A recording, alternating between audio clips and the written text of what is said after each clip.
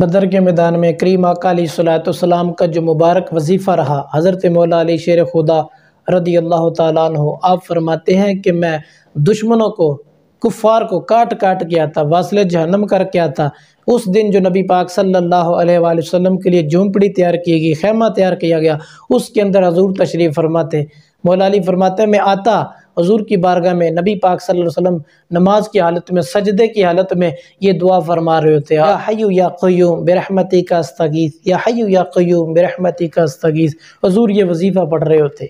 مولا علی فرماتے ہیں میں پھر جاتا، پھر کفار سے لڑتا، پھر کافروں کو واصل جہنم کر کے آتا، پھر حضور کی بارگاہ میں حاضری دیتا۔ میرے آقا اس وقت بھی یہی دعا فرما رہے ہوتے، یہی دعا کر رہے ہوتے، اے اللہ کریم تو زندہ ہے، تو ہمیشہ قائم و دائم رہنے والا ہے، میری مدد فرما، یا حی یا قیوم، یا حی یا قیوم برحمتک استغیث۔ کتنا مبارک وظیفہ ہے، جو بندہ پریشانیوں کے اندر، تنگ دستیوں کے اندر اس وظیفے کو پڑھے گا، اللہ تعالیٰ اس کی تنگ دستیاں، پریشانیاں دور فرما دے گا۔